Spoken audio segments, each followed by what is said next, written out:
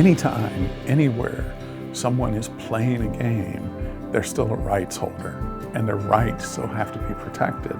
Sport reaches billions of people around the world, particularly young people, and the promise of sport as a way to promote and protect human rights is really what we hope to explore in the summit. This year's summit was titled Sport and Human Rights, and the goal of the summit was to bring together different constituencies both on campus and in our broader communities to have a conversation of the challenges, the moments of opportunity in the world of sports that engage human rights. Within human rights and within sports specifically, there is an entire ecosystem of lives and regulations and rules that exist that are meant to coexist with our human rights, but do sometimes overstep. Our initial summit was in 2023, and that focused on the global assault on democracy and human rights. It was incredibly successful, and we were really energized and engaged and said, okay, one of our primary goals is to engage folks that might not be coming through our doors at regular events. So in doing that, we examined a number of different themes and topics, and sport and athletics just continued to come to the fore. UConn is known as a major sports school, and sport is so integral to our culture here at the university. We're all here because we love sport. You know, do we think that sport should be tainted in any way by associations with regimes, with individuals, with powerful bodies that, fundamentally impinge on and ignore and trample over human rights? And I imagine, I hope, the answer everyone in this room would have is no. Every panel I sat in, I thought the panelists were brilliant. They stayed on topic. They answered questions directly.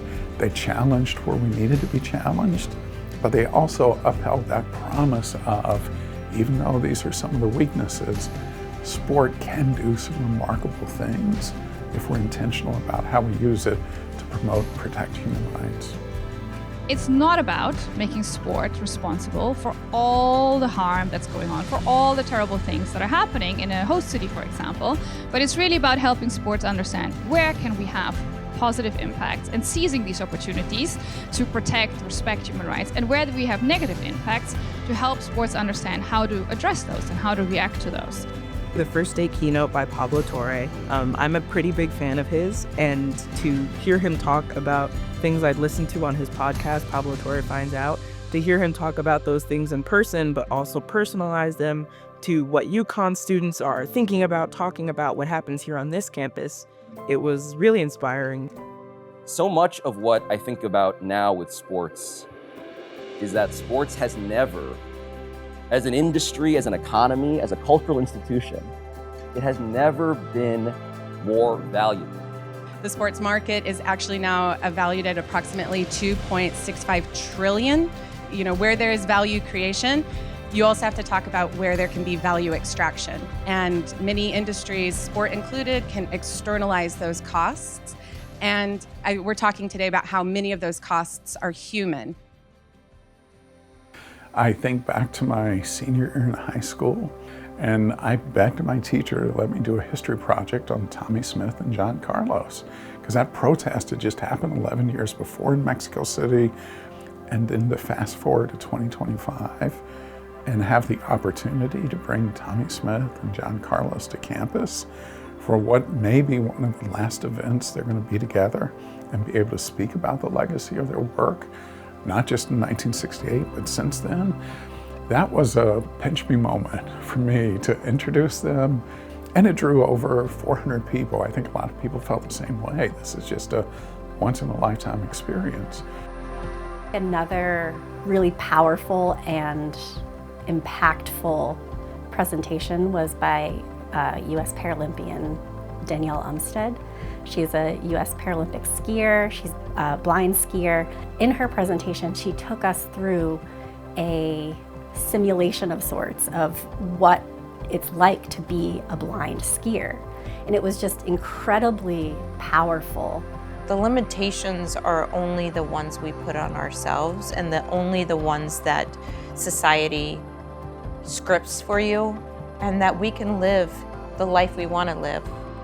I seriously left every single panel like awestruck, talking to all my friends about it. The panel with UConn alumni coming back, UConn athletes who had served here at the school, it was just really interesting hearing about what they had done after being an athlete, what they had done with human rights specifically. On my team, I was really valued and supported, and I was really proud to wear the UConn across my chest, and won many accolades. And I can say I'm proud of those things, but I realize again something so much deeper, that even excellence does not exempt you from inequity. As part of the Summit on Sport and Human Rights, Professor Catherine Lieball and I co-curated an exhibit on the history of sport and human rights at UConn. It's vignettes of different moments.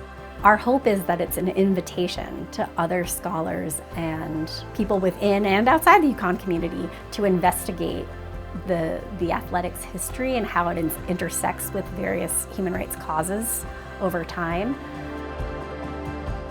One of the things that I was just really blown away by was the student engagement at the summit.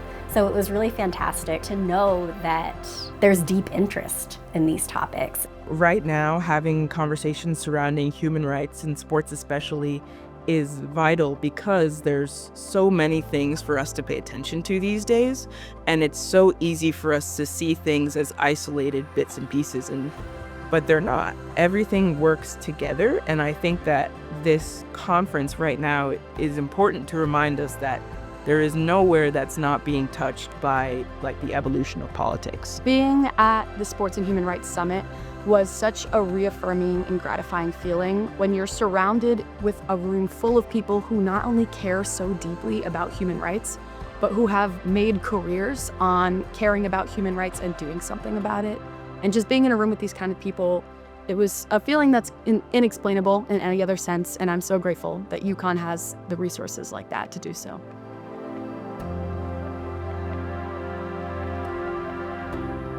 Don't leave here just with your eyes open. Leave here opening the path for someone else, opening their eyes and helping them.